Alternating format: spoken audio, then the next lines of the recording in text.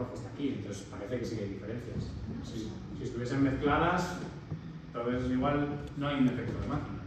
Si por ejemplo llega la casualidad que sale que no sería necesario el efecto fijo, ya no tendrías que...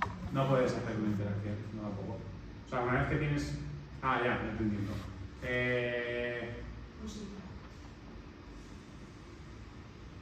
En este caso sí, porque cuando haces una interacción de un efecto fijo y uno aleatorio, se convierte en aleatorio. Entonces es como si estuvieses mirando dos cosas, dos efectos aleatorios, aunque luego el fijo no esté. Pero sería un poco raro también. Sería un poco raro. O sea, sería un poco raro que te salga la interacción que sí y luego la máquina que no. Sería raro. Vale. Y cuando miras los efectos aleatorios, miras los dos efectos ambos. No, primero miras uno, si mejora a no tener nada, una vez que has decidido que es esta, miras a ver si el segundo mejora a tener solamente, o sea, tener los dos mejora a tener solo uno. Vale, pero nunca puede pasar, nunca... No puedes pasar de 0 a los dos. Porque no, a ver, puedes, pero puedes estar metiendo ahí ahora confuso. Porque imagínate que dices, ¿es mejor este o es mejor este? Entonces igual es mejor este, pero por uno de los dos, no por los dos. Entonces estás metiendo dos cuando igual con uno es suficiente. Entonces igual es suficiente este. Por eso es mejor ir en orden. Primero uno, solamente, que es lo que hemos hecho siempre, el trabajador, y luego dices, vale, ¿y interactúan estas dos cosas? ¿Sí o no? Lo que pasa es que en vez de escribir beta por u, lo escribimos así. V sub i j. Se convierte en un efecto aleatorio. ¿Vale? Y es verdad lo que preguntabas, dices, vale, ¿tiene sentido que este esté si no está este? Pues seguramente no. ¿Vale? Entonces lo vamos a comprobar ahora, pero no puede darse el caso, pero sería raro. Entonces, eso es lo que hacemos aquí, no, aquí no. Eso es lo que hacemos en el paso 2, que es,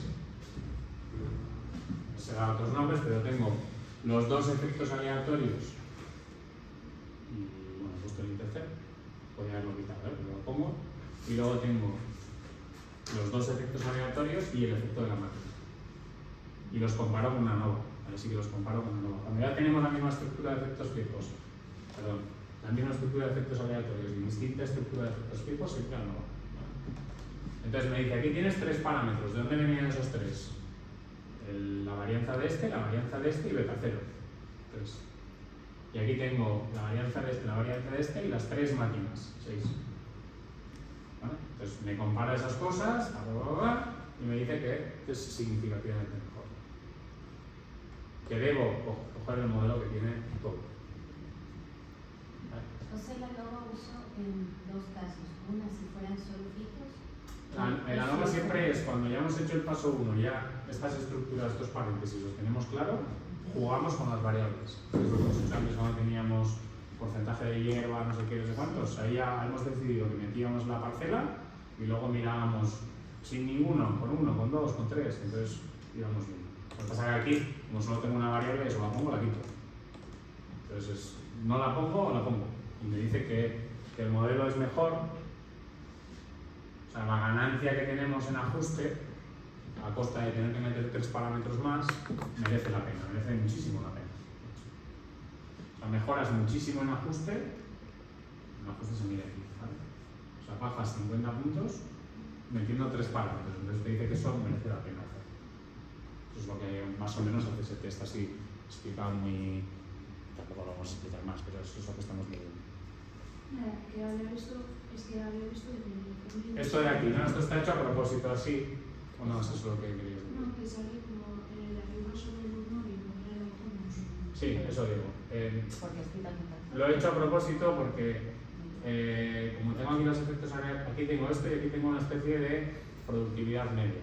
Y luego, para no hacer que uno sea la referencia, o sea, si hubiese puesto esto así, entonces tendría la máquina es la referencia y luego me está estimando la diferencia que hay de la B a la A y la C a la A. Que puede ser, pero a veces es un poco más lío. Entonces, cuando le quito el intercept y pongo la máquina que tiene 3 categorías, me está estimando beta 1, beta 2 y beta 3. Beta 1 es el nivel medio de la máquina A, beta 2 es el nivel medio de la máquina C y beta 3 es de la máquina. O sea, mucho. Porque es más fácil a la hora de interpretar, simplemente. Pero es verdad que tú podías haber puesto aquí también, si quieres, -1 o aquí 1, da igual. O sea, es el molde como Claro, como no hay un efecto fijo, esto es como una productividad media para cualquier máquina, según el trabajador y según... Y aquí estoy diciendo, por interpretarlo más fácil luego, le quito el intercept y le pongo la máquina. Pero es solamente por interpretarlo luego más directamente. Para no tener que hacer eso que he hecho antes de poner aquí sexo igual a mujer, me dice la diferencia de hombre a mujer. Me está dando directamente, podría haberlo hecho antes también, quitarme el intercept, tener un coeficiente para hombres y otro para mujeres. Pero claro, le he quitado el intercept. Este sería la altura media de un hombre, la altura media de una mujer. ¿Vale? Pero esto ya solamente es por interpretación. Vale. Por lo tanto ya tengo mi mejor modelo. Mi modelo final es ese. Efecto de la máquina, efecto del trabajador e interacción. ¿Vale? Y luego de aquí rescataré cosas. Esto es lo que os decía. La ventaja de quitar el intercept es que esto lo interpreto directamente. ¿Cuál es la productividad media en la máquina A? 52. ¿Cuál es la productividad media en la máquina B? 60. ¿Cuál es la productividad media en la máquina C? 66. Independientemente de quién sea el trabajador. Es una estimación media. ¿Es significativamente mejor esta que esta? Pues eso es lo que miraré luego. ¿O es significativamente mejor esta que esta? No sé. Eso es lo que me saldría si hubiese dejado una como referencia. Me saldría cuánto mejor es esta máquina que esta, cuánto mejor es esta que esta. ¿Y eso sería con un intercept? Sí. Lo que pasa es que entonces no tengo una estimación, o sea, tengo que sacar la calculadora para hacer esas cuentas. A veces eso es. O sea, realmente el modelo es lo mismo, lo que pasa es que estás interpretando de maneras distintas. Vale. Entonces yo prefiero casi que el modelo me devuelva esto y luego pedirle, con esa otra función que tenemos, que me haga el test y me diga cada pareja si es igual o es distinta. Es una decisión que hago yo. Con dos igual me derivo, pero ya cuando tengo 3 y 4 me parece más engorroso que una sea la referencia. ¿Por qué la referencia es la A? Lo coge por orden alfabético, pero igual para mí no es la referencia. Entonces, y luego aquí están estas varianzas. Han salido más grandes, pero eso da igual, que son las que voy a utilizar. Bueno, voy a dar 3 varianzas. Esta es la del error, ¿vale? Esta es esta de aquí. Esta que pone worker es la del trabajador, 22 y pico es esta. Y luego tengo esta que es la de la interacción entre el trabajador y la máquina, que es 35. Ya, ¿y cómo calculas el error con esos 3? Ahora vamos a calcular 2 errores distintos. Vale. Vamos a calcular el mismo de antes, que es la varianza del trabajador sobre el total. Me va a explicar qué porcentaje de la variabilidad se debe a diferencias entre trabajadores y luego vamos a calcular otro. Me vas a explicar. ¿Vale? Como veis, estos son mucho más grandes que estos, entonces casi todo está explicado por estos de aquí. No hay mucho error. El modelo va a ser muy bueno aquí. Cuando hagamos luego esa recta que nos hemos hecho antes, vais a ver que están súper pegaditos las predicciones. O sea, aquí las predicciones son muy buenas. Hay muy poca cosa que se queda en el error. Hay errores muy pequeños, eso es lo que quiero decir. Vale, entonces, ¿qué tendríamos que comprobar aquí? Pues todo lo que hemos hecho antes otra vez. Bueno, esto no lo buscamos. Primero, ver los residuos. Entonces, cojo los residuos, los dibujo según los trabajadores, también según los trabajadores de las máquinas, para ver un poco, bueno, ¿la varianza es constante? Pues bastante. Vale, aquí hay algún puntito que se sale, pero son pocos. ¿Son normales los residuos? Pues parece que sí. Ahí es donde había que ver lo de la forma de... Sí, la forma del embudo. O sea, si tú aquí ves algo que tenga así una forma de embudo, claramente, aquí hay casi una forma de, no sé cómo llamarlo, de diábolo, ¿no? O sea, al principio es así, luego es así. Sí. Bueno, pues más o menos constante. Pero sí que es verdad que en el centro es más estrechito y luego hay como un doble embudo. Sí. Pero bueno, esto tampoco lo he explicado mucho, pero esto que pone aquí Pearson, no sé qué es una especie de transformación que se hace a los errores y entonces deberían estar entre -2 o entre -3 y -3. Si se salen de ahí ya también es preocupante. Pues, están bastante controlados, aunque aquí en medio parece que está... Lo que está diciendo es que aquí en medio, cuando estoy hecho, hay un agujero. O sea, incluso aquí. No hay datos aquí. La normalidad parece que va a ir bien. O sea, el test lo he hecho luego aquí, ¿vale? Cojo los residuos de la bolsa pirotest, eso pasa. ¿Vale? Y estos dos dibujos que están aquí, estos plots, son estos de aquí. Vale, aquí intento mirar residuos por trabajadores, para ver si hay muchas diferencias o no. Bastante bien, porque el cero cruzan todos. Y sí que alguno es un poco más ancho, pero más o menos tiene una anchura similar. Si lo comparáis con el anterior, pues no sean súper estrechos, pues superamos aquí. Aquí no tiene tan buena pinta, ¿vale? Aquí tengo muy poca varianza aquí y muchísima varianza aquí. Entonces, cuando luego mires si se cumple la hipótesis aquí y aquí, igual no se cumple. Porque los residuos todos de golpe van bien. ¿Vale? Pero cuando los agrupo por trabajadores o cuando los agrupo por trabajadores y máquinas, ya veo que no todos son iguales. Entonces, igual esto de que digan que todos son iguales no es verdad. Vale, aquí hay mucha menos varianza y aquí hay mucha más varianza. El trabajador 3 en la máquina C varía menos y el trabajador 3 en la máquina B varía más. Entonces, cuidado que igual esto no está. Igual esta hipótesis no se cumple. No todos tienen la misma varianza, es lo que quiero decir. Vamos a verlo. Rescato los efectos aleatorios del trabajador, los pinto y le hago un test, ¿vale? Son normales, pero ahora cuando cojo los del trabajador y la máquina, no son normales. Que eso es lo que yo medio intuía de ese gráfico, decía, aquí unos son muy pequeños, otros son muy grandes, el test de normalidad no lo está pasando. Esta estructura no es la más perfecta. Si os fijáis, muy pocos ejemplos han salido que se cumplan todas las hipótesis. Claro. En casi todos los ejemplos alguna no se cumplió. Entonces, pues quizás esta estructura aquí no es la correcta, habría que hacer algo un poco más sofisticado. Lo que pasa es que aquí es difícil porque aquí no podemos meter una correlación espacial, que es lo que se hablaba antes.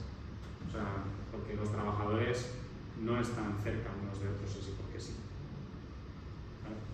Igual se podría meter una correlación temporal si yo sé que las mediciones que estoy haciendo son consecutivas en el tiempo. O sea, imagínate que yo le he dicho, oye, vete 3 veces a la máquina, a las 8, a las 9 y a las 10. Pues claro, igual ahí hay un factor de cada vez está más cansado, cada vez no sé qué.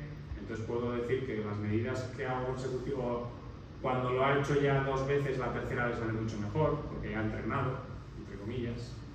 Entonces, decir que las mediciones consecutivas se parecen entre sí, eso es una correlación temporal. Entonces eso sería meter aquí una cosa más compleja, que quizás es lo que haría falta aquí, no lo sé. Solo sé que esta hipótesis no se está cumpliendo. Realmente estos no son normales. Yo he intentado que sean normales, pero no están saliendo normales. Eso es lo que me está diciendo esta parte de aquí. O sea, esa es la interpretación del gráfico, ¿no? Bueno, el gráfico intuía que algo raro había. Lo que pasa es que lo del gráfico intenta mirar más a ver si todos tienen la misma varianza o no. Y dices, no, algunos tienen poca varianza, otros tienen mucha varianza. Pero es que encima, luego no pasa el test de normalidad. Que casi siempre están todos relacionados. Sí, la varianza de normalidad. Que al final tú tienes esta estructura, que eso te da. Si esto, o sea, es difícil, ¿eh? O sea, no es tan sencillo, pero bueno, son como herramientas que se usan para verificar que las cosas van bien o mal.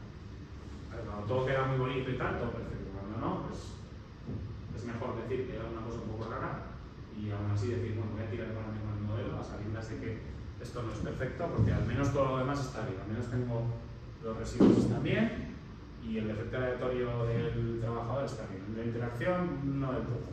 Pero como me mejora mucho el modelo, pues igual me merece la pena ponerlo, aunque no se esté cumpliendo del todo esa hipótesis. Lo de las hipótesis es algo como muy quisquilloso de los estadísticos, de decir, no, es que para que el modelo esté perfecto deberían cumplirse las hipótesis. Que pongo una práctica y dices, bueno, pues igual tampoco es tan grave que no se cumpla si tengo un modelo que es mejor, que me da mejores predicciones, que me ayuda a entender mejor lo que pasa, a sabiendas de que igual lo podría estar haciendo mejor. Pero como no sé hacerlo o no tengo información para hacerlo, pues esto no es porque se puede hacer. O sea, puede ser sacrificar esto Claro. en favor de un modelo que tú piensas que es mejor. Claro. Otra cosa es que digas, todavía podría mejorarlo más porque algo se me está escapando. Pero claro, si no sabes lo que o no tienes manera de mejorarlo, pues dices, la otra alternativa es quitar la interacción. Pero claro, si quitas la interacción, Te baja mucho. el modelo era bastante peor en ajuste. Sí, Fijaos aquí en estas cosas, por ejemplo. O sea, es que estoy reduciendo de 300 a 280. Esos son 80 puntos de 300. Es bastante, es un 20%, un 40%. Entonces esto es una reducción bastante grande. O sea, tu modelo predice mucho mejor, o explica mucho mejor las cosas. Entonces, tampoco hay que ser tan quisquillosos con eso. Vale. Siempre tiene que ser un poco un balance entre lo que dice la teoría y luego la aplicación real de lo que se está haciendo. Vale. Bueno, estos son gráficos. Resultados del modelo. Bueno, lo que teníamos antes, las tres estimaciones estas, ¿no? Los niveles medios, parece que lo que veíamos, ¿no? La máquina era la peor, o sea, la peor productividad, la acción era la mejor, la mesa y el medio. ¿Son significativamente diferentes todas? Luego lo veremos. Aquí tengo los intervalos de confianza, ¿no? Eso también suele ser algo que nos interesa, no solo saber en mis datos qué estimaciones hay, sino si yo tuviese otros datos entre qué dos valores espero que se obtengan, ¿no? Digo, bueno, pues en general, la productividad de la máquina A estará con un 95% de probabilidad entre un 47 y 57 de producción. Y está entre estos dos y entre estos dos.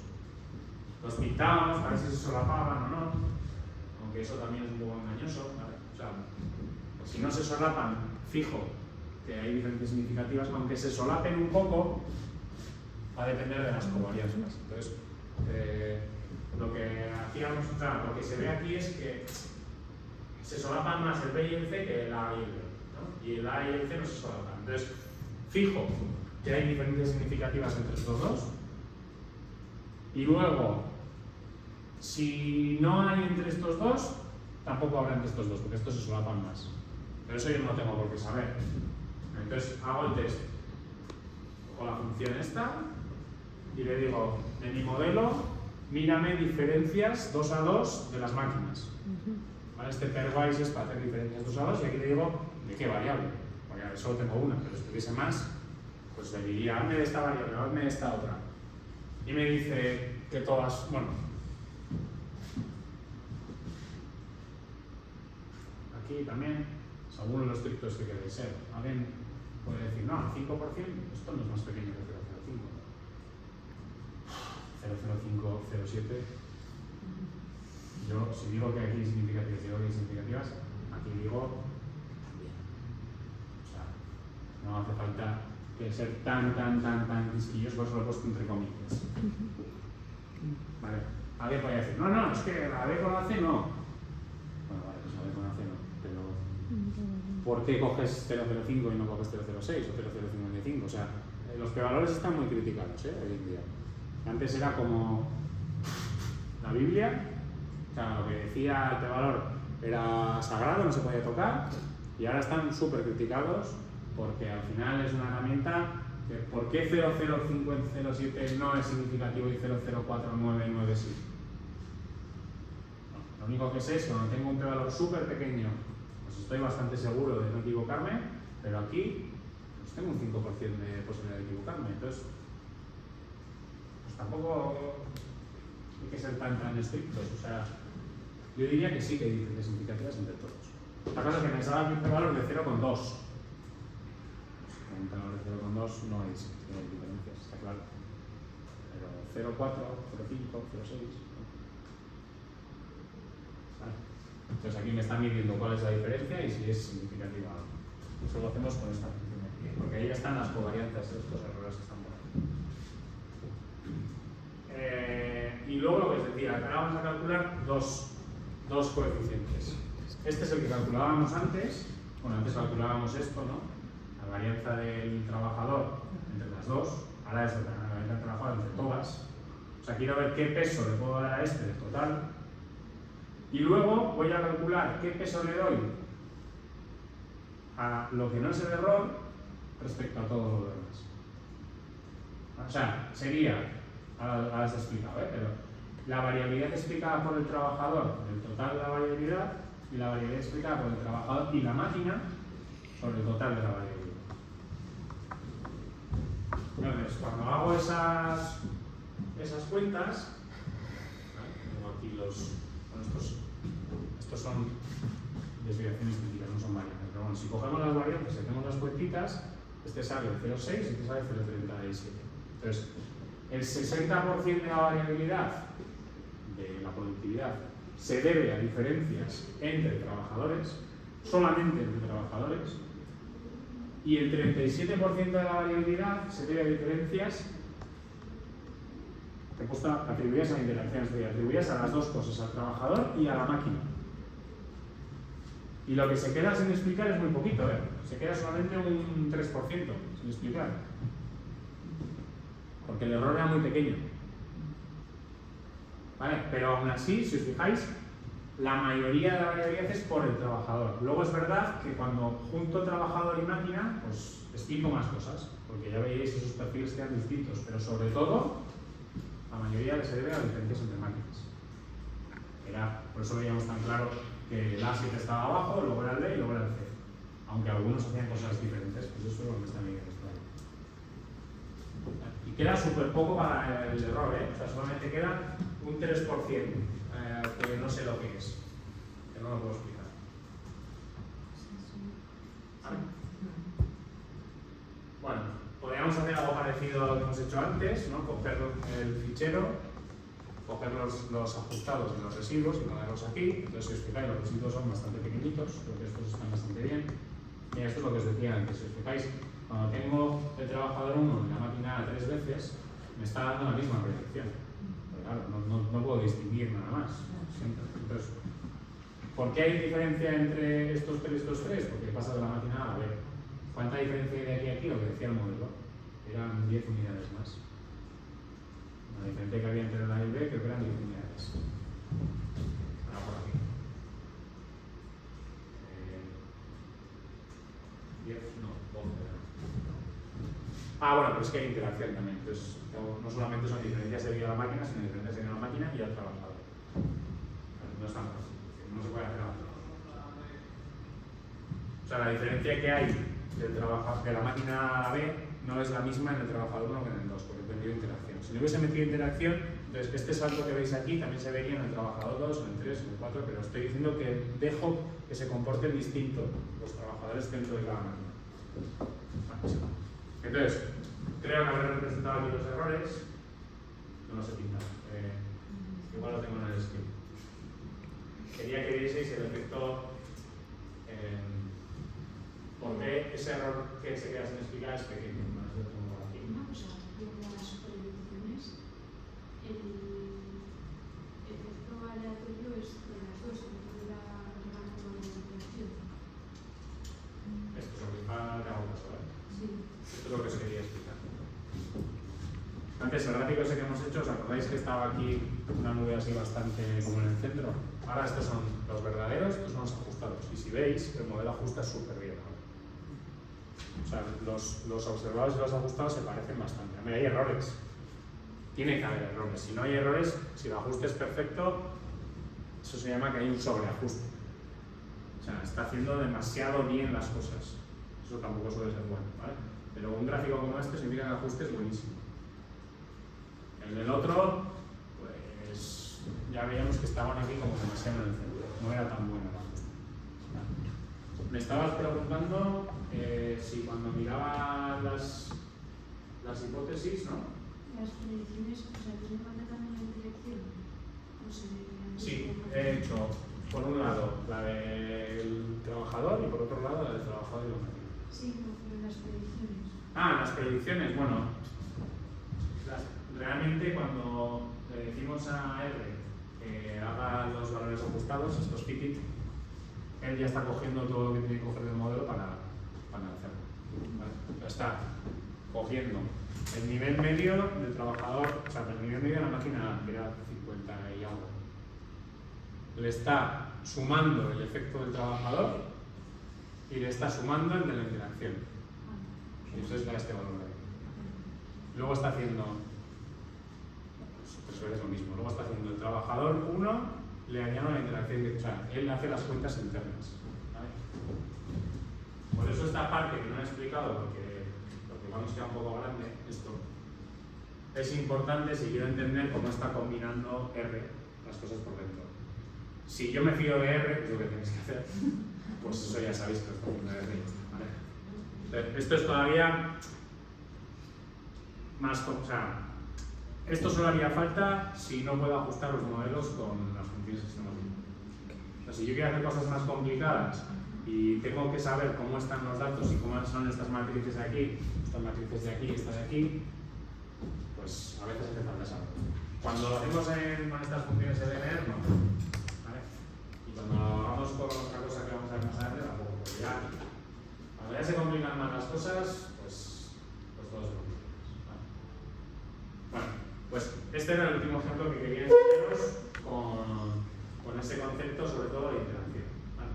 Entonces, os voy a explicar ahora el último conjunto de datos que se queda aquí pendiente, y el que se atreva, el que quiera, pues es uno de los trabajos que podéis intentar hacer esta primera parte. ¿Vale? Os lo he dicho siempre, podéis elegir ya si queréis, o podéis esperar a ver los otros temas, a ver de qué van, para elegir. ¿Vale? Lo bueno de elegirlo ahora es que lo tenéis fresco. Lo malo también es que igual todavía no os ha dado tiempo a estudiar bien los apuntes y que igual os queda un poco. O sea, igual empezáis a hacerlo y no sabéis cómo decir. Pero bueno, ya me diréis. Vale, os voy a explicar primero el fichero y las variables. ¿Vale? Lo que estamos midiendo es esta variable de aquí, que son. Esto es un output de avena, ¿no? Sí. Estamos midiendo producción de avena. Entonces creo que estos son cuánta avena se ha producido en un campo. Creo que son toneladas. Ahora no me acuerdo. Bueno, ya lo miraré, pero creo que estos son toneladas que se recogen de avena. ¿Vale? Entonces, el experimento que se ha hecho es el siguiente. Se ha cogido una parcela y se ha dividido en 4 bloques, creo que son.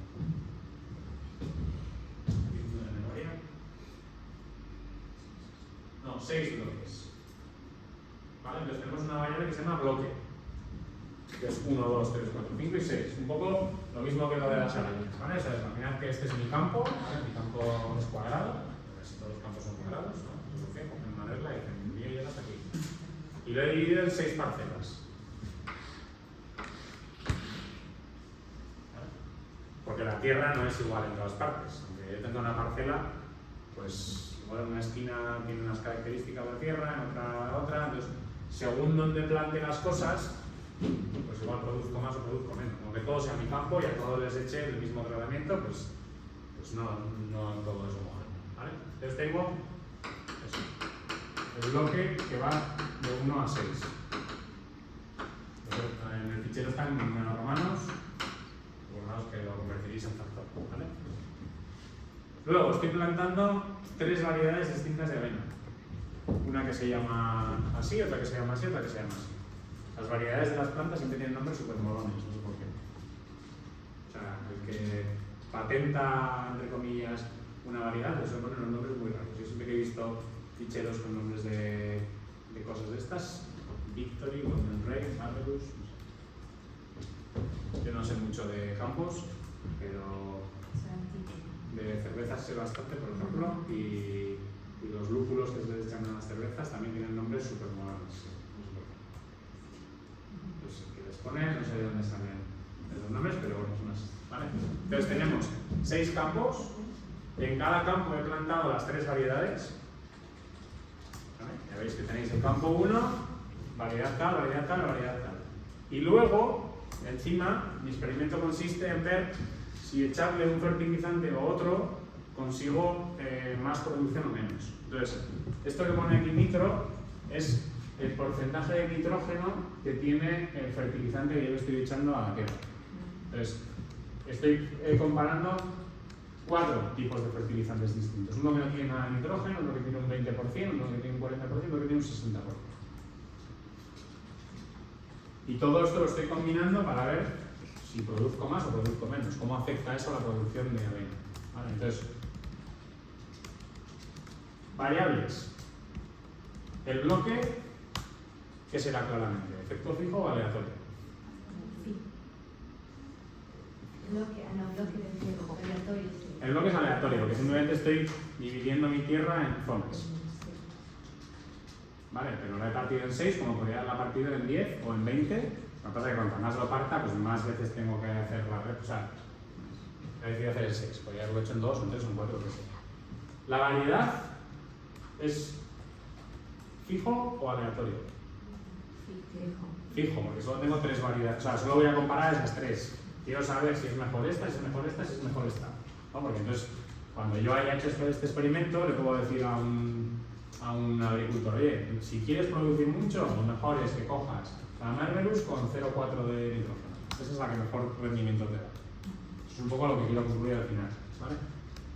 Entonces, este será un efecto fijo, cualitativo, categorías, ¿vale? 3 grupos.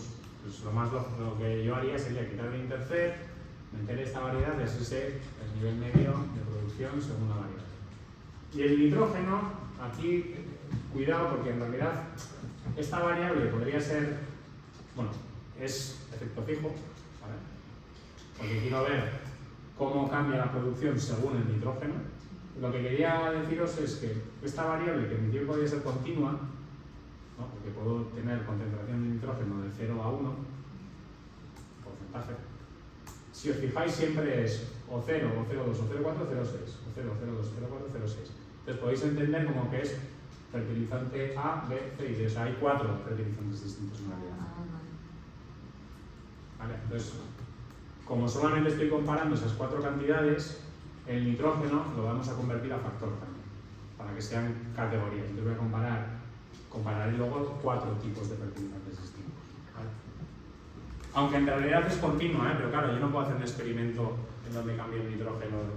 O sea, sí, necesitaría toda mi vida para hacerlo. O sea, esto se hace, cuando tú quieres ver el efecto del nitrógeno, o sea, el efecto de algo, pero no puedes hacer muchísimos experimentos, pues coges cortes.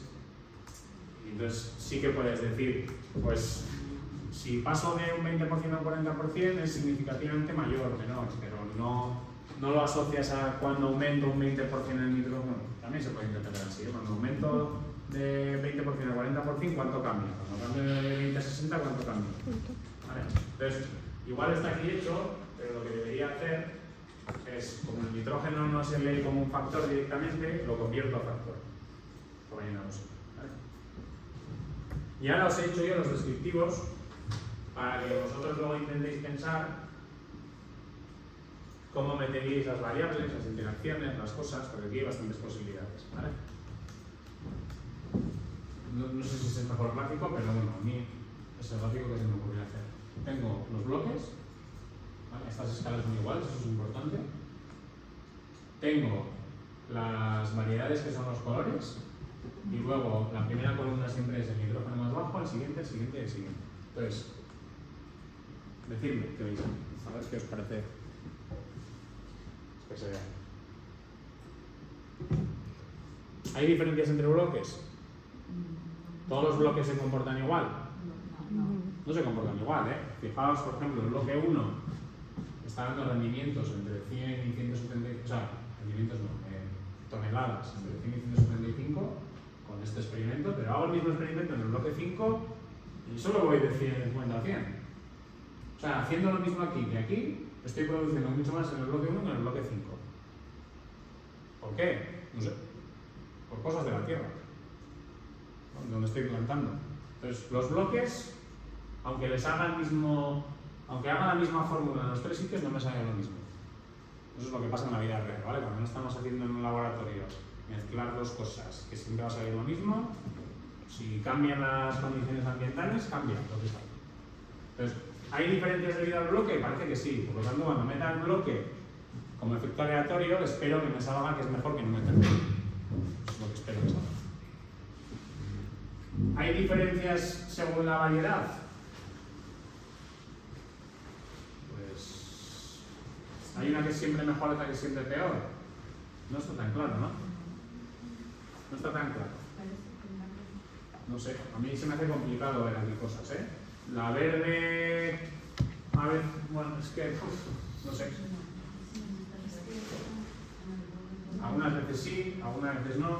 Es mucho más claro ese cambio según el porcentaje de nitrógeno, ¿no? Parece que a más nitrógeno en general aumenta, parece.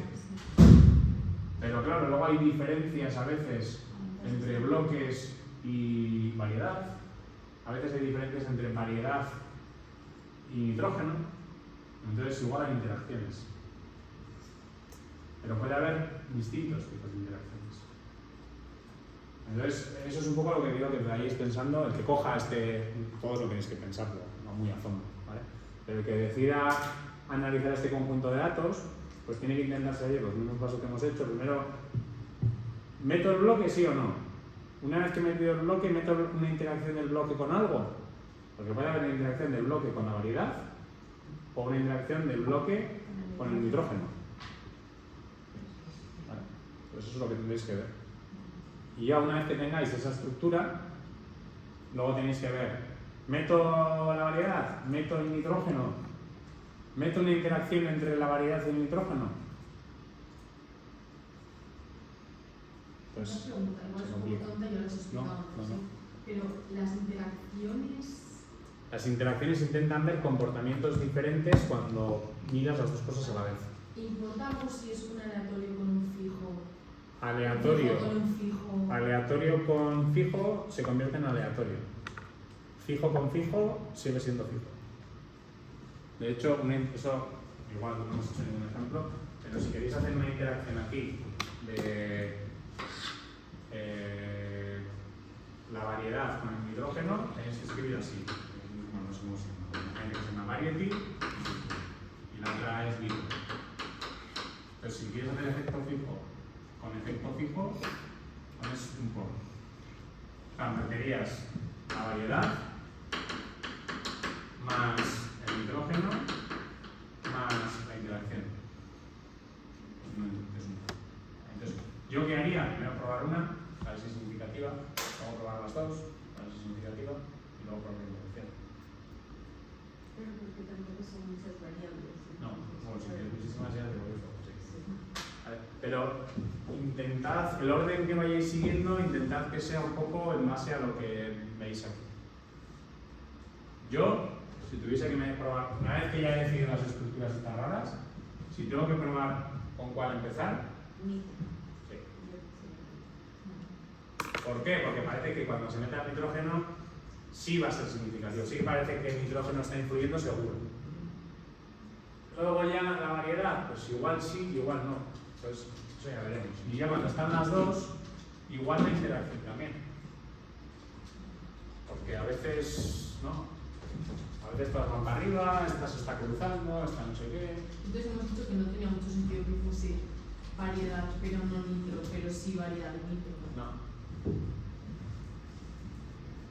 Es raro que hagas esto, por ejemplo. Muy raro que hagas esto. Normalmente cuando hay una interacción, estos se les llaman términos principales.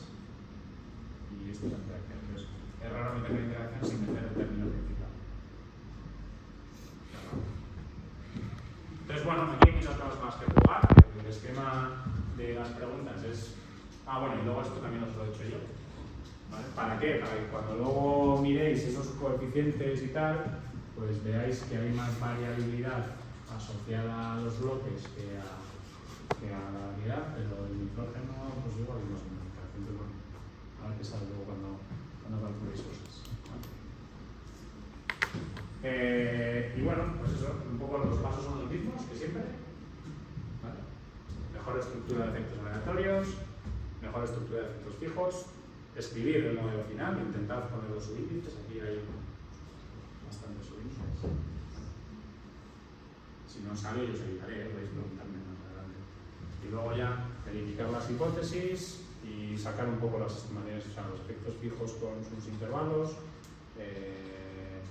los coeficientes de correlación, ver que vienen las varianzas, y luego pues ver las predicciones y pintarlas a ver qué tal. Y si dos de vosotros lo hacéis, ¿cómo os dije que íbamos a hacer esto? ¿Os dije que ibais a hacer en individual, en parejas?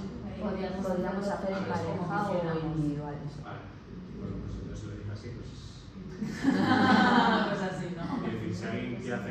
trabajo en parejas, luego simplemente es que el día de la presentación, entonces dices que el día de la presentación, como vais a hacer dos trabajos, os vais a presentar uno, porque si no se cerra. Entonces, yo qué sé, si por ejemplo hacéis dos en pareja y a ti te toca hacer la primera parte, pues tú presentarás esto y tú presentarás entonces la segunda. Ya.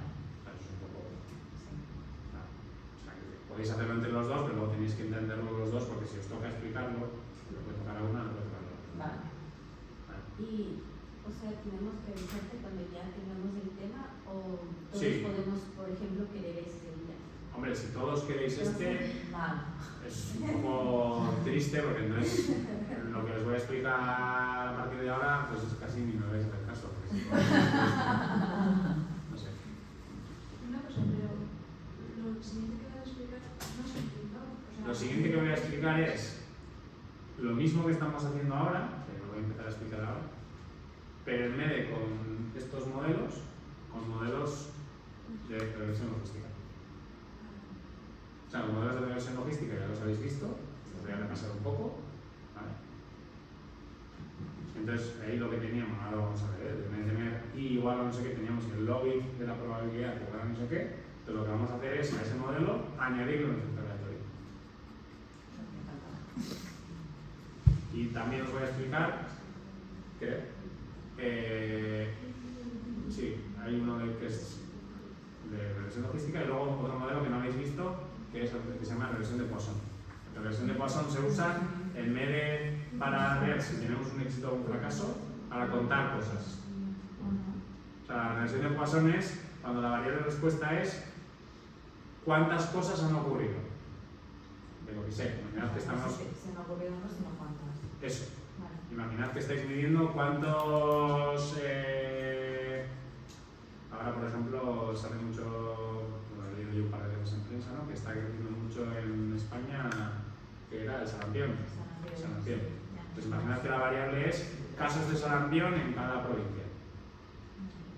Entonces, igual no hay ninguno, o igual hay uno, igual hay dos, igual hay tres, igual hay 20, igual hay 50. Entonces, esa variable de respuesta de cuántos es un modelo que no podemos hacerlo como esto, porque claro, cuando yo hago las predicciones aquí, yo aquí no estoy asegurando que lo que yo estoy prediciendo sean números enteros. Yo estoy sacando un número cualquiera.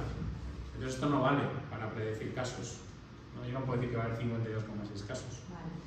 Entonces, el modelo de Poisson se asegura de que lo que te da el modelo es cuántos. Que tiene sentido. ¿Vale? Entonces es un modelo que está pensado cuando se hacen conteos. Y encima, si os lo explicaré, los conteos son relativos. Porque no es lo mismo que haya 10 casos de sarampión en Pamplona que 10 casos de sarampión en Madrid. ¿Por qué? Por la población. O sea, cuando se hacen modelos de Poisson, lo que realmente se normaliza es una tasa. Es cuántos casos por cada no sé cuántos habitantes. Porque 10 casos en Pamplona versus 10 casos en Madrid es más grave, porque hay mucho menos población que en Madrid. Entonces, esos son modelos de Poisson. Entonces vamos a ver modelos de regresión logística mixtos y modelos de Poisson mixtos. Eso es lo que... Ese sería el tema 2. Vale. Y el tema 3 es coger algunos de estos ejemplos más fáciles y en vez de hacerlos como lo estamos haciendo ahora, lo hacemos en otra cosa que se llama estadística bayesiana. Eso es como ver la estadística de otra manera. Entonces el trabajo que suelo proponer ahí es coger un ejemplo que está hecho en clase, no uno que se deja un carácter, sino uno que está resuelto entero, y comparar lo que sale cuando lo hacemos como hasta ahora o cuando lo hacemos con lo nuevo que os voy a enseñar. Y comparar. Pues bueno, como son tres temas distintos, pues tres tipos de modelizar esto, modelizar logística o Poisson, o comparar, lo que hacemos aquí se llama frecuentista con bayesiano, y comparar las cosas. ¿Vale? Eso de bayesiano os lo explicamos porque luego los modelos que va a explicar Javier, que son más difíciles, siempre digo, si falta algo más difícil, bueno, pues ya ni siquiera se pueden ajustar con las nociones estas que estamos usando. Hace falta pasar a esa otra cosa que se llama estadística bayesiana, que es un poco diferente, pero luego las herramientas para estimar son mucho más flexibles. Te permiten hacer el modelo que a ti te dé la gana. la que permite estas cosas azules que están aquí.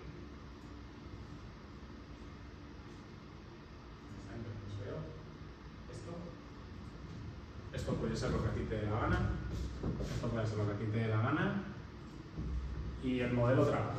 Entonces, si lo intentamos hacer normal, no está fácil. Vale.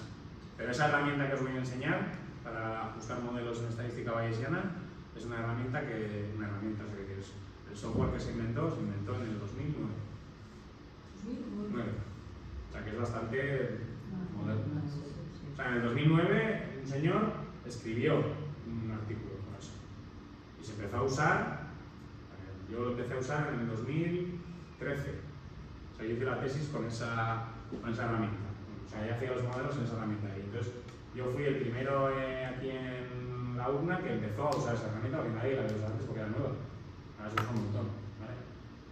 Pero te quiero decir que es una cosa bastante nueva, antes había que hacerlo de otra manera que también se podía hacer, pero el ordenador tardaba días en sacarte resultados. Estaba ahí días y días y días y días, y cuando lo hacías con esa herramienta que os vamos a enseñar, lo hace en minutos. Si son muchos datos, si los datos son pequeños, lo hace enseguida. Pero cuando ya tenemos muchísimos datos, pues se complica. Esos son un poco los tres tipos de trabajos que podéis intentar hacer.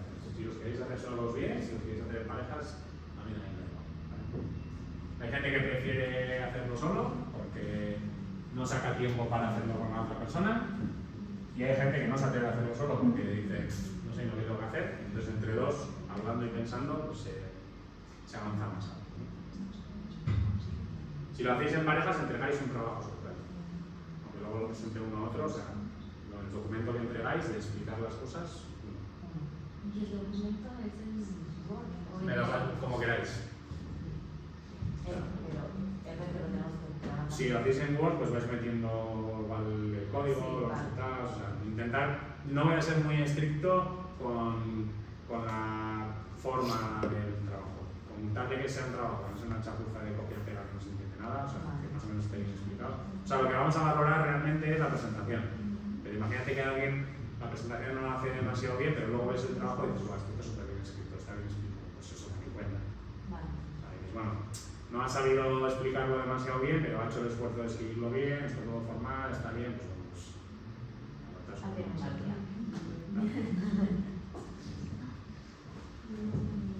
vale, entonces, voy a empezar un poco, aunque solo sea unos minutos.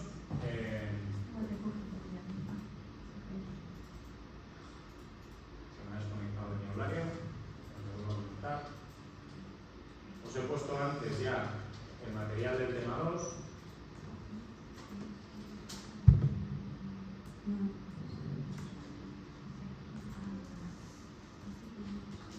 Tenéis una carpeta nueva aquí que se llama capítulo 2, se llama así, ahora veis que significan esas siglas. Y lo mismo, tenéis varios conjuntos de datos, unos son de ejemplos, otros son de las prácticas. Un fichero R que reproduce todo y luego los apuntes. ¿Vale? Entonces hoy solamente voy a usar los apuntes.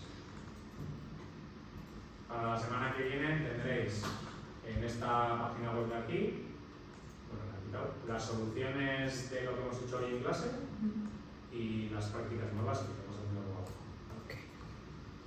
Entonces, vamos a empezar aunque sea a explicar alguna cosa. ¿Qué diferencia hay de lo que hemos hecho hasta ahora a lo que vamos a hacer ahora? Bueno, por un lado, podría haber todo eso que os he dicho. Cuando no se cumplen las hipótesis, podemos hacer un modelo más complicado. Entonces, eso lo voy a mencionar, pero no lo vamos a hacer. ¿Vale? ¿Qué dos cosas se podrían corregir cuando no se cumplen las hipótesis del modelo? Pero no vamos a hacerlo. ¿Vale? Solamente os lo voy a explicar. Y luego ya vamos a pasar, ahora estábamos haciendo esto, modelo lineal mixto. Esas siglas de LMRR, Linear, Mixed, Effects, no sé qué. Pues ahora vamos a hacer un modelo lineal mixto generalizado. ¿Qué es generalizado? Es, en vez de hacer, en vez de hacer igual a unos efectos fijos más unos efectos aleatorios, vamos a hacer una transformación de I. Eso es lo que hace la regresión logística, ¿vale? Porque esta I es una proporción y tengo que transformar.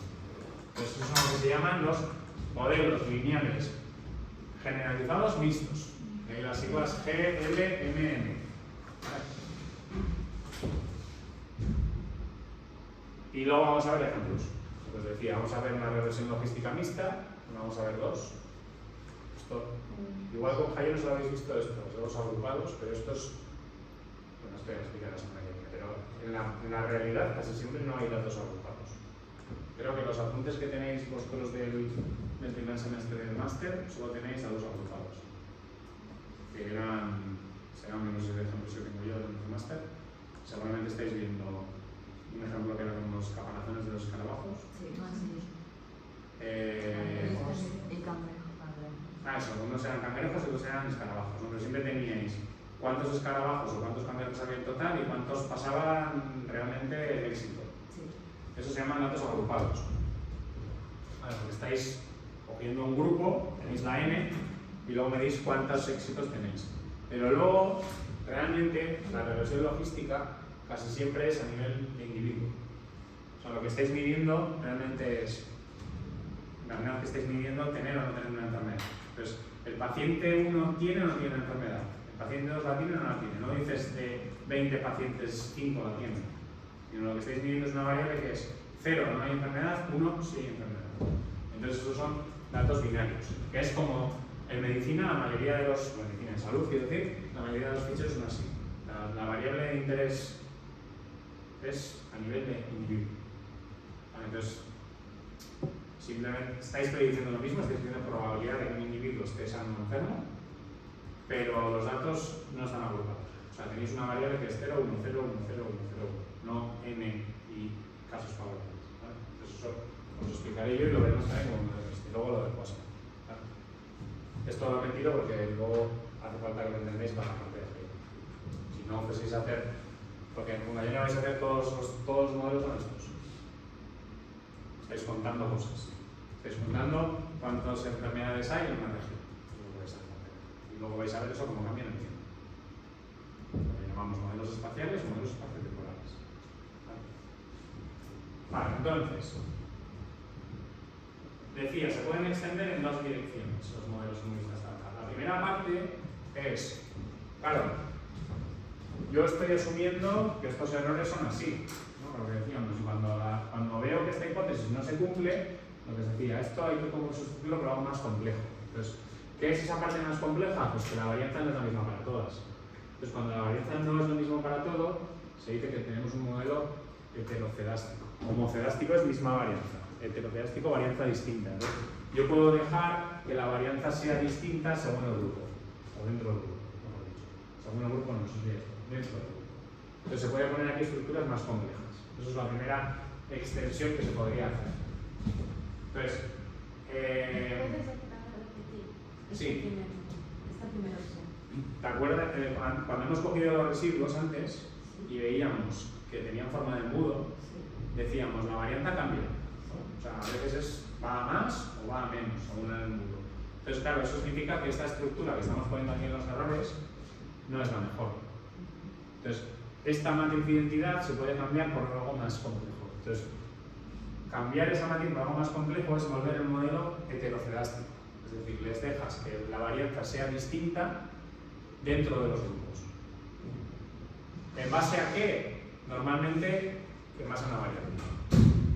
O sea, le puedes decir, bueno, pues cuanto más grande sea esta variable, más varianza va a tener. Cuanto menos valga esta variable, menos varianza va a tener. O también se pueden hacer que estén correlacionados, que es lo que os decía antes, ¿no? Igual, si sé que las mediciones las he hecho una detrás de la otra, pues puedo decir, la segunda medición se tiene que parecer a la primera, y la tercera se tiene que parecer a la segunda, porque hay algún tipo de relación entre las distintas mediciones que he hecho. Entonces, esos dos tipos de cosas se pueden incorporar, por ejemplo, que cambie la varianza, no lo puedo hacer con la función que estamos haciendo nosotros ahora, con la LMR no se puede hacer, tendría que irme a esa otra librería que ¿recordáis que os dije al principio que había dos librerías? Pues unas tienen unas ventajas, entonces nosotros estamos usando esta.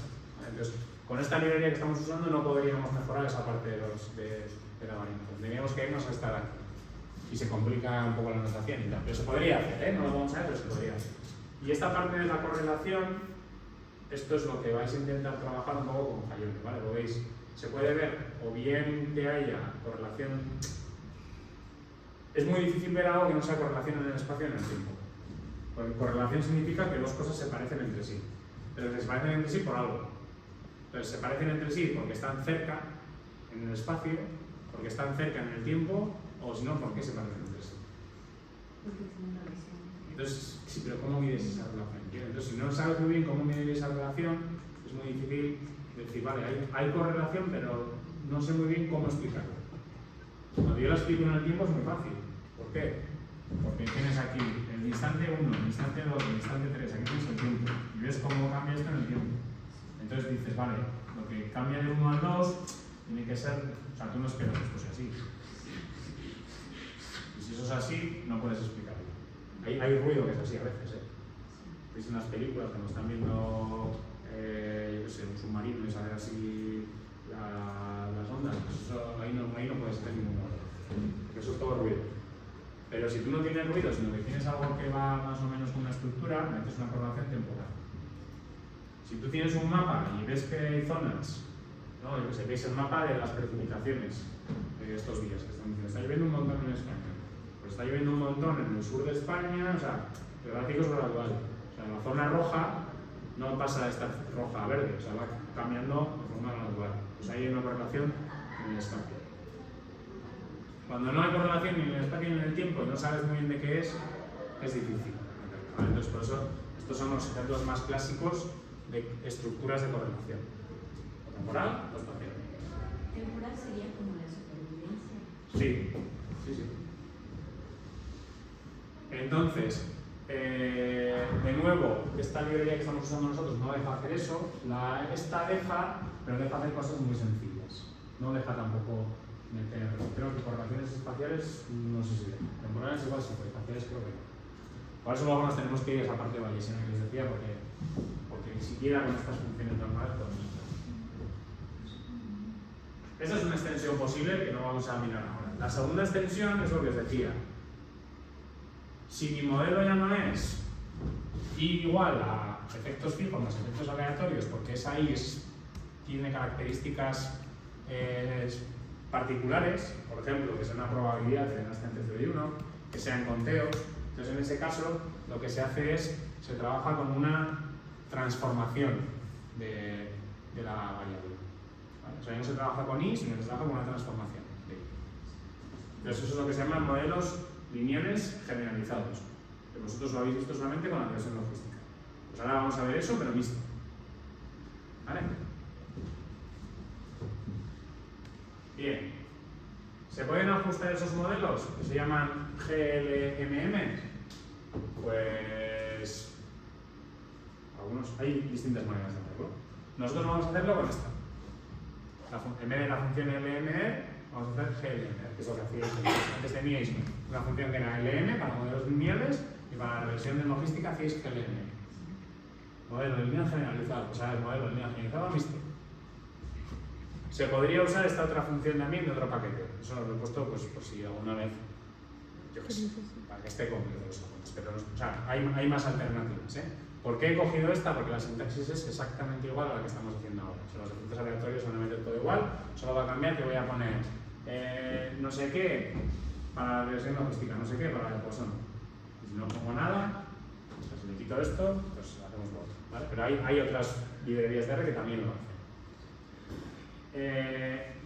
Y la técnica de estimación es esta. Hay otra manera distinta de hacerla, que está aquí, que no vamos a hacer ni caso, y luego está la parte bayesiana. La parte bayesiana se pueden hacer estos modelos, ¿vale? Entonces te voy a explicar mejor. Nosotros vamos a usar esta herramienta y hasta hace 15 años se usaba esos métodos de ahí. ¿Vale? Si alguna vez leéis cosas de modelos y de repente leéis el ajuste de los modelos se ha hecho con MCMC. ¿Vale? Pues eso es una técnica de estimación bayesiana, pero que no es la que vamos a ver nosotros. Esta está basada en simulación. Esa es la que es booleana. ¿Vale?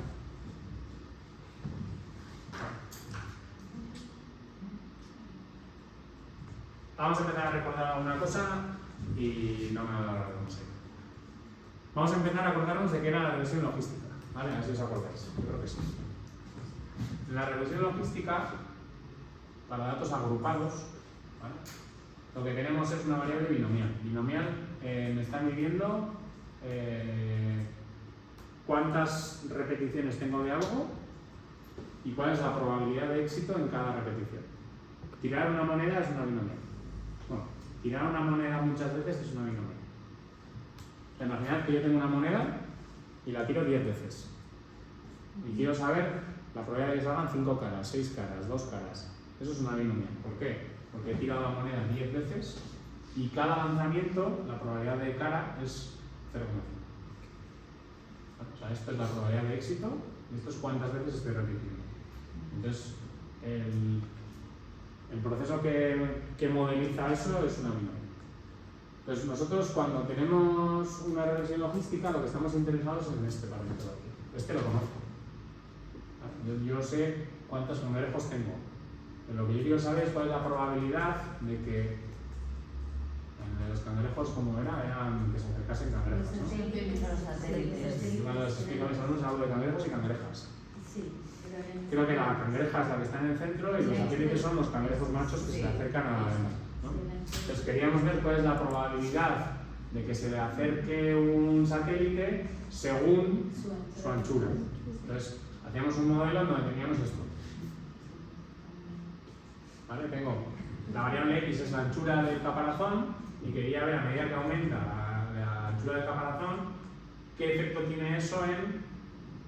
Al final lo quiero ver en la probabilidad, pero como la probabilidad está entre 0 y 1 y no puedo hacer directamente este modelo que llamabais, perdón, no creo que lo que se llama, regresión probabilística simple, ¿no? ¿Cómo se llama? El problema que tenía eso es que cuando intentáis hacer ese modelo se puede pasar de 0 o se puede pasar de 1, ¿recordáis? O sea, la predicción puede estar por encima de 1 o por debajo de 0, eso no tiene sentido. Entonces, para evitar eso, se usa una transformación que se llama transformación logística. La transformación logística es esto, es hacer el logaritmo del éxito entre 1 menos al poder de éxito. Entonces, ¿por qué se hace esto? Porque cuando se deshace esta operación, o sea, imagínate que yo despejo de aquí pi, me aseguro que lo que sale aquí a la derecha siempre está entre 0 y 1. O sea, es una buena transformación para trabajar con variables 0 y 1. Que pueden ser proporciones o otra cosa, ¿eh? O sea, yo he trabajado con regresión logística en otros contextos muy distintos. Por ejemplo, imaginad que queréis predecir cualquier cosa que tenga una escala entre 0 y 10, por ejemplo. La nota de un alumno. La nota de un alumno está entre 0 y 10. Yo, igual que la expreso entre 0 y 10, la puedo expresar entre 0 y 1, ¿no? Lo divido entre 10. Entonces, si yo quiero hacer predicciones de la nota que no se pasen de 10 y no se pasen de 0, puedo usar la regresión logística. En vez de modelizar la nota, modelo la nota entre 10. Y a eso le aplico una regresión logística, porque quiero asegurarme de que los valores estén entre 0 y 1. Es un poco... Entonces, podríamos tener una o más variables, ¿vale? Ya veremos, o sea, esto sería un efecto fijo, otro efecto fijo, otro efecto fijo, y ahora vamos a meterle un efecto aleatorio. ¿Por qué? Porque pueda pensar que los grupos son muy diferentes entre sí. O sea, lo que estoy observando también depende de esta variable de aquí, que va a ser la variable del grupo. O sea, como si los cangrejos viéramos de una... Aquí vamos a ver ratas encima, sí. Realmente se entiende mucho mejor, se entiende mucho mejor cuando en vez de trabajar a nivel de grupos, trabajamos con datos desagrupados, ¿eh? O sea, para mí es mucho más fácil entender el modelo mixto en un ejemplo como este no es. Sí, aquí me falta un subíndice. ¿O no? Bueno, estoy a la vista, pero me falta un subíndice. Pero, porque solo aparece el I, creo que tiene que aparecer también en el J en agosto, pero bueno, es igual. Igual no.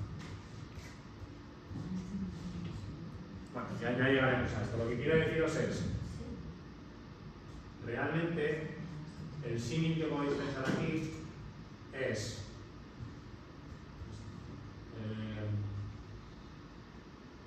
el símil que podéis pensar, lo que hemos hecho hasta ahora, es decir, imaginad que aquí tenéis pacientes, no es que no son pacientes igual, ¿no? Sí, imaginad que tenéis pacientes que estáis midiendo si están sanos o enfermos, ¿vale? O sea, la variable de respuesta es sano o enfermo, pero esos pacientes están en un grupo, están en un hospital, están en un sitio, están lo que sea. Entonces, el efecto aleatorio va a ser no a nivel de pacientes, sino a nivel de grupo. O sea, estáis agrupando pacientes que forman parte de un grupo para ver diferencias entre grupos. Es un poco lo que estábamos haciendo ahora, ¿vale? Pero con la revisión logística. En este primer ejemplo no hay grupos, pero ya veréis cómo lo hacemos, ¿vale? Entonces, el modelo es parecido al que estamos escribiendo ahora, lo que solamente hay una variable, ¿vale? Será la variable x, lo divido ahí, y luego igual hay un efecto aleatorio, y ese efecto aleatorio seguirá teniendo esa solución. Ahora no hay error, ¿vale? El error solamente es cuando los modelos son, se dicen normales, ¿vale? Cuando los modelos son ya generalizados, no hay término de error, ¿vale? No se incluye. O sea, no se estima una varianza del error, eso es lo que quiero decir. Solamente se estima una varianza y luego los efectos fijos que haya, o sea, los betas que hay. Vale. Esto es recordatorio. ¿Os acordáis cómo se interpretan los coeficientes del modelo? Cuando tenemos un modelo como este, lo hemos hecho antes, ¿no? Si es efecto fijo, decimos cuando pasa de una categoría a otra, cuánto cambia la variable. Y si es, si es discreto. Y si es continuo, digo, por cada unidad que aumenta x, cuánto aumenta la variable y. En la regresión logística no se interpretan los coeficientes, se interpretan sus exponenciales, como un odds ratio. ¿Sabéis un poco? Sí. Pues está claro, ¿vale? Entonces, aquí intento recordar cómo se interpretan los betas si tengo una variable cualitativa o tengo una variable cuantitativa. O sea, si son categorías o si son números. ¿Vale? Imaginad que son categorías, tengo dos categorías. Tratamiento sí o no, hombre o mujer, me da igual. Entonces, el odds ratio es un cociente de odds, ¿no? Entonces, estoy comparando el odds en el grupo 0 contra el grupo 1. Tratamiento sí, tratamiento no, o mujer, hombre. Entonces, ¿cuánto vale el odds cuando x vale 0 en el grupo control? Pues si mi ecuación era la que yo tenía antes, imaginad que tengo un montón de variables, ¿no? Yo qué sé, puedo tener todas estas, pero quiero comparar esta variable, que es un efecto fijo, cuando vale 0 y cuando vale 1, entonces cuando vale 0 este no está, y cuando vale 1 este está, ¿no? Entonces, el odds es esta parte de aquí dentro, sería quitarle el logaritmo, es decir, hacer el exponencial de todo esto. Entonces tengo arriba, el odds en x igual a 1, tengo e elevado a todo eso. Y abajo, cuando x vale 0 tengo lo mismo, pero este término no aparece, porque lo he multiplicado por 0. Entonces, el exponencial, la propiedad que tiene es que cuando tenéis aquí e elevado a no sé qué, y elevado a no sé qué, esto se simplifica y se queda simplemente este término de aquí. Entonces, ¿para qué os pongo esto? Para que os acordéis que e elevado a beta, el exponencial de beta de una variable cualitativa, es un odds ratio de cuánto cambia la probabilidad cuando paso de la referencia de control a tratamiento. O sea, no se interpreta este número, sino que se interpreta el exponencial como un odds ratio. Luego haremos un ejemplo, ¿vale? Eso, si no, mirad un poco los apuntes de Javier y lo recordaréis. Pero me está diciendo que el odds se incrementa no sé cuántas veces cuando paso de una categoría a otra. ¿Vale? Y si la variable es continua, entonces se dice que cuando el odds aumenta en una unidad, cuando la variable aumenta en una unidad, por cada centímetro que aumenta el caparazón de la cangreja, ¿cuánto espero que aumente el odds? Eso es lo que me dice el exponencial. ¿Vale? O sea, no digo cuánto aumenta la probabilidad de que vaya un satélite, sino cuánto aumenta el odds de que vaya un satélite. ¿Vale? Entonces, igual ahora no os acordáis lo que es el odds, pero el odds es esa diferencia entre el éxito y el fracaso. Entonces, simplemente lo que yo quiero recordar ahora aquí es que en un modelo de regresión logística no se interpretan los coeficientes, sino que se interpretan sus exponenciales, y no se interpreta como un cambio en probabilidad, sino como un cambio en odds. Eso es lo único que quiero recordar, ¿vale? Entonces, eso es lo que haremos cuando estimemos el modelo e interpretemos los efectos fijos, tanto si son discretos como continuos, ¿vale?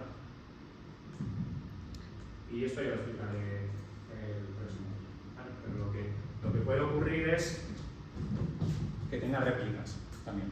O sea, puedo tener, lo voy a ver en el ejemplo, puedo tener la probabilidad en el grupo I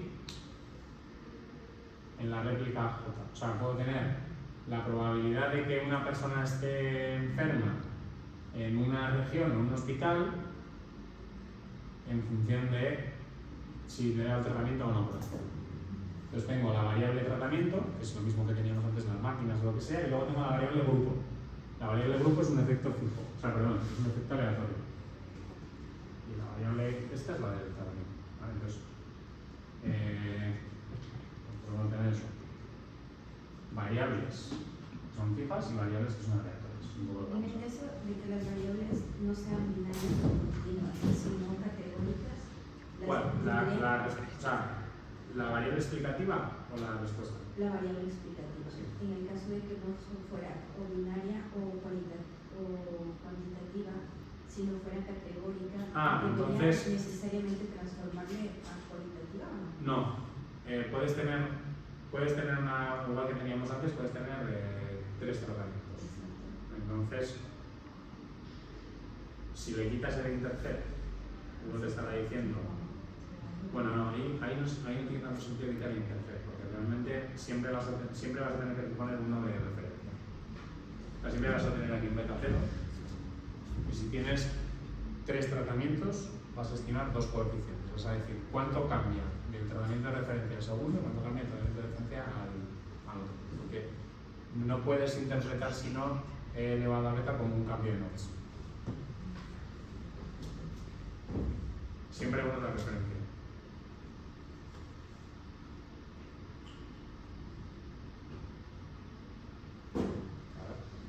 Ahora lo pienso bien, pero yo creo que sí.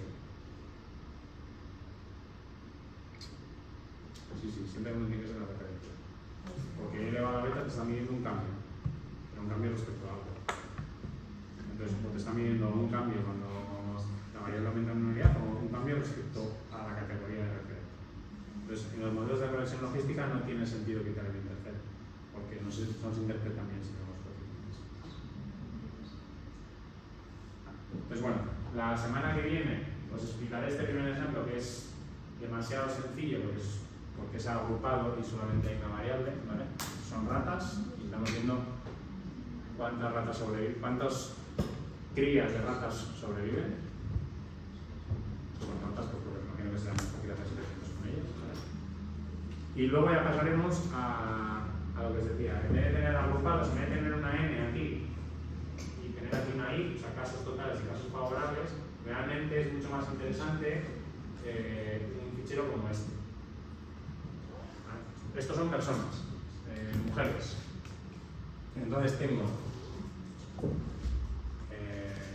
la variable de respuesta es esta, sí o no, modelo de regresión logística, y luego tengo características de la mujer, por ejemplo su edad, su nivel de educación, estado de salud, creo que es este, y luego tengo una variable que me dice si vive en un área urbana o rural y otra variable que me dice en qué municipio vive.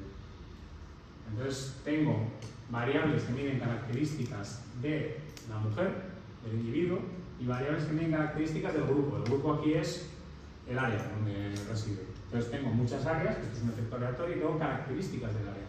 El área es rural o urbana. Entonces, a veces las covariables están a nivel de individuo, nivel de J, o a nivel de grupo, nivel de I. Entonces, esto es lo que realmente da juego, ¿vale? Pero para poder entender esto, primero tenemos que explicar ese ejemplo más sencillito, donde en vez de tener sí, no, y datos a nivel de persona, tenemos agrupadas varias ratas, en este caso, y cuento cuántas tienen el éxito. Aquí sería como si yo agrego todas las mujeres dentro del área y digo, en el área 1 tengo 60 mujeres y de ellas 20 no reciben tratamiento. Pero claro, el problema es que entonces esta variable la pierdo. Porque no tengo características de la mujer, solo tengo características del área. Y en la práctica se tienen características de los pacientes. Entonces un modelo de regresión logística realmente suele ser a nivel de individuo. ¿Vale? Pues esto es un poco lo que voy a intentar explicar. Entonces, veremos un ejemplo de esto y os dejaré un fichero para que intentéis analizar con esta parte. A ver, yo no está asustado. Porque ahora mismo no se acuerda de nada de la regresión logística. Vale, entonces bueno, no os hago más. La semana que viene empezamos a ver estos ejemplillos, los intentamos entender, vemos cómo se hacen las cosas, que son muy parecidas a como lo hemos hecho ahora. ¿Vale? O sea, tenemos que hacer, el primer paso es igual, el segundo paso casi también. Cambia un poco lo del coeficiente de correlación porque no hay error ahora, entonces no puedo hacer esa suma, o sea que es un poco diferente. Y luego las interpretaciones hay que tener cuidado porque las tenemos que hacer no en escala de logic, sino en escala de probabilidad. Tenemos que hacer ese cambio.